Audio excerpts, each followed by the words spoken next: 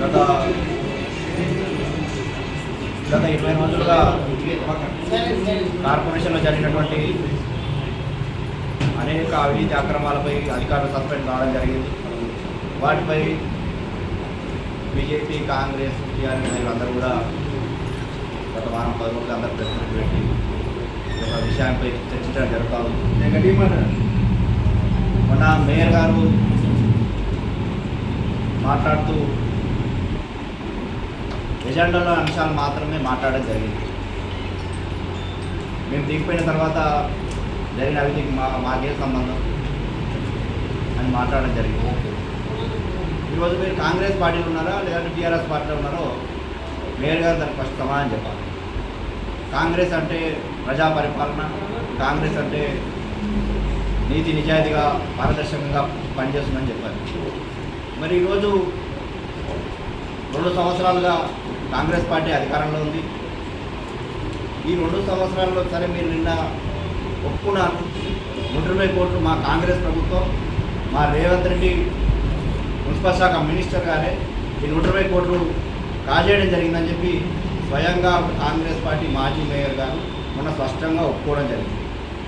ఏ రకంగా అంటే ఇది మేము దిగిపోయిన తర్వాత అయింది కాబట్టి మాకు సంబంధం లేదు, ఇప్పుడు ఇక్కడ అధికారుల పాలన జరుగుతుంది కాబట్టి ఇది మా ముఖ్యమంత్రికే సంబంధం, మాకు సంబంధం లేదని చెప్పి ముఖ్యమంత్రికి శ్రీధర్బాబు గారికి ఈ యొక్క అవినీతిని మేయర్ గారు వారికి తోసేసి వారు తప్పించుకోవడం జరిగింది. ఇదొక అంశం. అయితే ఉంగేటి ప్రభాకర్ రెడ్డి గారు కాంగ్రెస్ పార్టీ కోర్ లీడర్ నాదర్బుల్ రెవెన్యూ సర్వే నెంబర్ 90/1 దీంట్లో ఎకరా 37 గుంటలు గుర్రంగూడ రెవెన్యూకి సంబంధించిన ల్యాండ్ ఇది. ఇదే సరస్వతి మేడం గారు టౌన్ ప్లానింగ్ సెక్షన్ నుంచి టీఎస్బీ పాస్లో 24 డాక్యుమెంట్ దొంగ పాస్బుక్ తీసుకొచ్చిన దాన్ని సృష్టించి ఇదే ఉంగేటి ప్రభాకర్ రెడ్డి గారు 24 డాక్యుమెంట్ టీఎస్బీ పాస్లో ఎల్ఆర్ఎస్ పర్మిషన్ ఇప్పేయడం జరిగింది. గతంలోనే టెలికామ్ అసోసియేషన్ అని చెప్పి నాదర్గూడలో ఉంటుంది, అది 1993-95లో వెంచర్ చేసి ప్లాట్లు అమ్ముకోవడం జరిగింది. ఆ ప్లాట్లను వీళ్ళు చెడగొట్టి ఈరోజు ధరణిలో కొత్త పాస్బుక్ తీసుకొచ్చి ఇక్కడ ఉన్నటువంటి కాంగ్రెస్ పార్టీ కోర్ లీడర్ మా ప్రభుత్వమే ఉంది, మేము చెప్పినట్టే సరస్వతి మేడం గారు పనిచేస్తారని చెప్పి వాళ్ళందరికీ కూడా పర్మిషన్ తెప్పించి వాళ్ళ వెంచర్ కూడా వేయడం జరిగింది.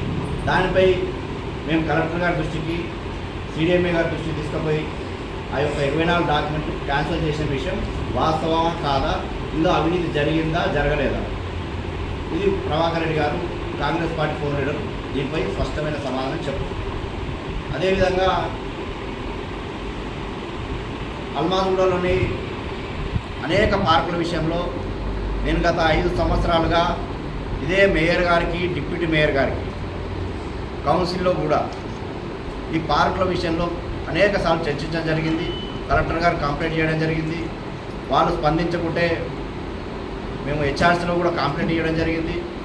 కోర్టు వీళ్ళు మున్సిపల్ అధికారులు కానీ, మేయర్ గారు కానీ, డిప్యూటీ మేయర్ గారు కానీ పట్టించుకోవట్లేదని చెప్పి మేము కోర్టుకు కూడా వెళ్ళి వాటి స్టే తీసుకొచ్చి ఈరోజు అల్మాజ్గూడ గ్రామంలోనే మీరు మేయర్గా ఉన్నప్పటి నుంచి ఈరోజు వరకు సుమారుగా నేను 8,000 గజాల పార్కులు కాపాడిన విషయం వాస్తవమా కాదా, మీరు ఎందుకు ఈ 8,000 గజాలను పట్టించుకోలేదు, మీ దృష్టికి ఎన్నిసార్లు తీసుకొచ్చినా కూడా మీరు ఎందుకు వాటిని కాపాడలేకపోయారు, మీరు కాపాడలేదు కాబట్టే మేము ఇవన్నిటిని తీసుకొని కోర్టులో వేసి ఈరోజు కోర్టులో ఇప్పటికి కూడా ఇంకా కేసులు నడుస్తూ ఉన్నాయి. మేము ఈరోజు కూడా ఇంకా కోర్టుకు తిరుగుతూ ఉన్నాం, ఇంకా ప్రాసెస్ నడుస్తూ ఉన్నాం. మీరు స్పందించి ఉంటే ఆ రోజు అధికారులను మీరు పంపించి ఈ పార్కు మన కార్పొరేషన్ది, ఇది మన ఆస్తి అని చెప్పి ఆ రోజు మీరు కాపాడుంటే ఈరోజు ఈ దుస్థితి వచ్చేదే కాదు కదా. వీటిపై ఎందుకు మాట్లాడతలేరు? ఓన్లీ ఎజెండా అంశాలు మాత్రమే మేము తప్పు చేయాలని మాట్లాడుతున్నారు కదా. మరి ఈ పార్కులు ఇవన్నీ మన ఆస్తి కాదా? మీ మేయర్ గారికి ఈ పార్కులు సంబంధం లేదా? ఒక మేయర్గా ప్రథమ పౌరురాలు ఉన్నటువంటి ఈ కార్పొరేషన్లో ఉన్నటువంటి ప్రతిదీ కూడా మీరు బాధ్యత వహించాల్సిన అవసరం ఉందా లేదా?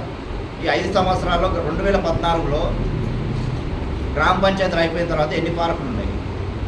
ఈరోజు 2026 ఈరోజు వరకు కూడా జిహెచ్ఎంసీలో కలిసేంత వరకు కూడా ఎన్ని పార్కులు మిగిలినాయి? అవన్నీ కూడా మీరు ఇచ్చిన అధికారులు ఇచ్చిన సమాచారమే మా దగ్గర ఆర్టీఐ ద్వారా తీసుకోవడం జరిగింది. ఈ మధ్యలో జరిగినటువంటి పార్కుల అన్యాకృతం అన్నింటి కూడా మేయరు డిప్యూటీ మేయర్ గారు బాధ్యత వహించాలన్నా వహించొద్దా ఆ విషయంపై మేయర్ గారు సమాధానం చెప్పాల్సిన అవసరం ఉంది. ఎవరైతే పార్కులు అమ్ముకోవడం జరిగిందో, ప్రభుత్వ స్థలాలు అమ్ముకోవడం జరిగిందో వాటన్నిటిపైన మీరు విచారణ చేయించే దమ్ము ధైర్యం మీకు ఉన్నదా? మీ కాంగ్రెస్ ప్రభుత్వానికి వీళ్ళపై ఎంక్వైరీ చేసి వీటన్నిటిపైన ఎంక్వైరీ కోరి దానిపై మీరు సిట్టింగ్ జడ్జితో విచారణ చేయమని మేము డిమాండ్ చేస్తూ ఉన్నాం. దీనిపై మీరు సిద్ధంగా ఉన్నారో వీటన్నిటి మీరు సమాధానం చెప్పాలని చెప్పి డిమాండ్ చేస్తాం.